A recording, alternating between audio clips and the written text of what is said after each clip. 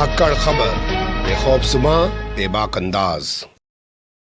धाकड़ खबर के न्यूज़ से मैं आपके साथ हूं अकरम रईस खान। एक और कुछ तथाकथित साधु संत, जी हां, एक और कुछ तथाकथित साधु संत जो अपने आप को कथावाचक भी बता रहे हैं, भारत को हिंदू राष्ट्र बनाने के लिए यलगार कर चुके हैं, जंग का ऐलान कर चुके हैं, युद्ध का आगाज कर चुके हैं, लोगों को उकसा रहे हैं, भड़का रहे हैं, दंगा बवाल करने के लिए, उनको सड़कों पर उतरने के लिए प्रवचन दे रहे हैं, यज्ञ करा रहे हैं, महायज्ञ करा रहे हैं। तो उनके साथ मिलकर भोंपू मीडिया और उसके दलाल चाटुकार दंगाई पत्रकार यात्राएं निकाल रहे हैं, छोटे छोटे बच्चों को हिंदू राष्ट्र बनाने के लिए कत्ल करने जैसी प्रेरणा दे रहे हैं, उनके वीडियोस जारी कर रहे हैं। तो दूसरी ओर आरएसएस ने आज बयान जारी करके कहा है कि भारत हिंदू राष्ट्र है। जी हां, दूसरी ओर आरएसएस ने आज बयान जारी करके कहा है कि भारत हिंदू राष्ट्र है, उसको हिंदू राष्ट्र बनाने की कोई जरूरत नहीं है। अब इसके बाद सबसे अहम सवाल ये पैदा हो जाता है कि भैया जब भारत हिंदू राष्ट्र है तो ये कुछ तथाकथित साधु संत काहे इतना उछल कूद मचा रहे हैं, और क्या अब आरएसएस का बयान सामने आ जाने के बाद इन लोगों का ये ड्रामा बंद हो जाएगा, या इस साल जो 5-6 राज्यों में चुनाव हैं तब तक इनका यह हंगामा चलता रहेगा, या अगले साल 2024 तक इनका ये नंगा नाच देखने को मिलता रहेगा। कैसे पूरे घटनाक्रम को देखा और समझा जा सकता है, बोलती हुई तस्वीरों की ज़बानी पूरी कहानी आपके सामने रखने जा रहा हूं। सबसे पहले चलते हैं आरएसएस के आज के बयान की तरफ। मुझे लगता है आरएसएस का बयान आपके सामने रखा जाए उससे पहले ये बता देना बेहतर होगा कि आरएसएस के किस नेता ने बयान दिया है। नाम है Dattatreya Hosabale, second in command कहलाते हैं और नरेंद्र मोदी के करीबी माने जाते हैं। कुछ लोग तो यहां तक कहते हैं कि नरेंद्र मोदी ने भैया जी जोशी की छुट्टी करवाकर इनको आरएसएस में फिट किया है, क्योंकि आरएसएस में नरेंद्र मोदी अपनी चलाना चाहते हैं, आरएसएस की सुनना नहीं चाहते हैं। इसलिए आजकल आप देखेंगे कि मोहन भागवत अपने अस्तित्व को बचाने के लिए, अपने आप को दिखाने के लिए खुद ही सब कुछ करते हुए घूमते हैं, वरना सब कुछ हाथों में सौंपा जा रहा है दत्तात्रेय होसबोले का। तो दत्तात्रेय होसबोले बोल रहे थे पानीपत में, पानीपत जिला है हरियाणा का, यहां पर प्रतिनिधि सभा चल रही है आरएसएस की, आज उसका समापन हुआ है और उसके समापन पर उन्होंने मीडिया को संबोधित करते हुए बताया कि भारत तो हिंदू राष्ट्र है और उसको हिंदू राष्ट्र बनाने की जरूरत नहीं है। शब्दों को थोड़ा ध्यान से सुनिएगा, किस अंदाज में वो हिंदू राष्ट्र बता रहे हैं, आपको समझ आ। हिंदू राष्ट्र के बारे में संघ ने बहुत पहले कहा है, एक कल्चरल कॉन्सेप्ट है, ये थियोक्रिटिकल नहीं है।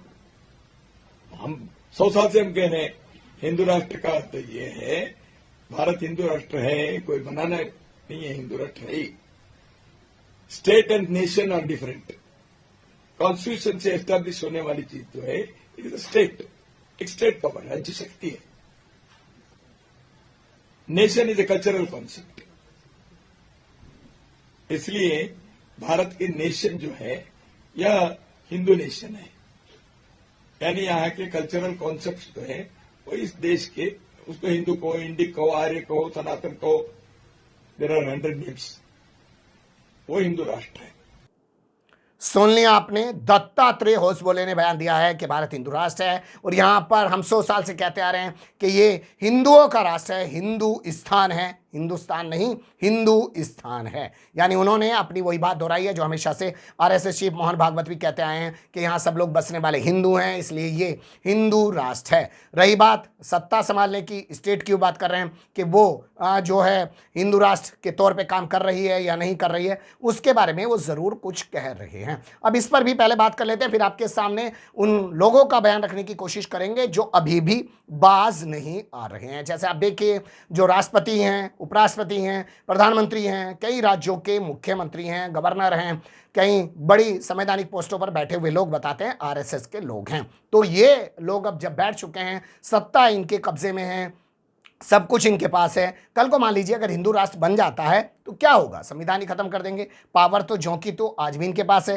क्या इनको आज संविधान खत्म करने की जरूरत है? पावर से मतलब है कि संविधान से मतलब है, इस पर भी बहस होनी चाहिए। लेकिन अब आपके सामने बयान रख देते हैं जो धीरेन्द्र कृष्ण शास्त्री है, वो कैसे लोगों को उकसा रहा है, भड़का रहा है। सुनिए। ये अगर तुम नहीं अब कर पाए, अभी नहीं कर पाए, तो फिर कब?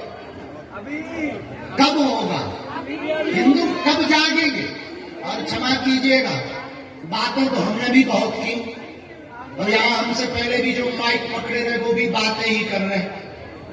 और तुम भी सुनते सुनते इतने पक गए कि मोबाइल के अलावा तुम्हारे पास कोई उपाय नहीं। बीच बीच में थोड़ा तुम हु अल्लाह कर देते हो, थोड़ा जुनून जाग जाता है, हाथ में फुरूरू आ जाती है, थोड़ा कह देते हो, फिर तुम भी ठंडा पानी पीकर फ्रिज की भांति ठंडे हो जाते हो। हम तुमसे अब कहेंगे कि अब बातों से काम नहीं चलना है, अब तुम्हें सड़कों पर निकलना पड़ेगा।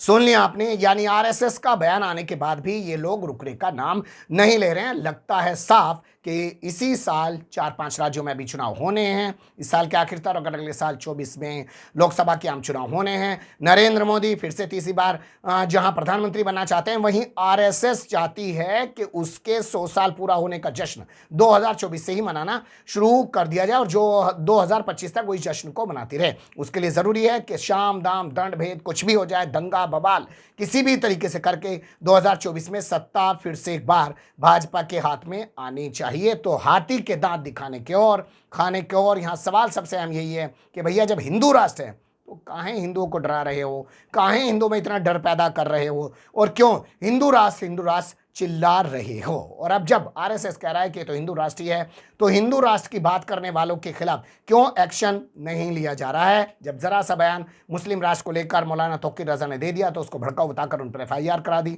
अगर कोई सिख बोलते हैं खालिस्तान की तो उन पर एफआईआर करा दी जाती है, देशद्रोह के मुकदमे उनके ऊपर करा दिए जाते हैं। लेकिन जो लोग हिंदू राष्ट्र की बात कर रहे हैं उनको पाला और पोसा जा रहा है। ये संयोग नहीं हो सकता है, ये प्रयोग जरूर चल रहा है। बने रहिएगा धाकड़ खबर के साथ। कमेंट्स के रूप में आप लोग अपनी राय दे सकते हैं, खबर को लाइक कर सकते हैं, चैनल को सब्सक्राइब कर सकते हैं, ज़्यादा से ज़्यादा हमारी खबरों को शेयर कर सकते हैं। फिर ऐसे किसी सुलगते हुए अवलस्त मुद्दे लेकर मैं आपके सामने हूँगा हाजिर। फिलहाल अभी मुझे नहीं इजाजत। ये गलत तुम नहीं अब कर पाए, अभी नहीं कर पाए तो फिर कब? कब होगा? हिंदू कब जागेंगे?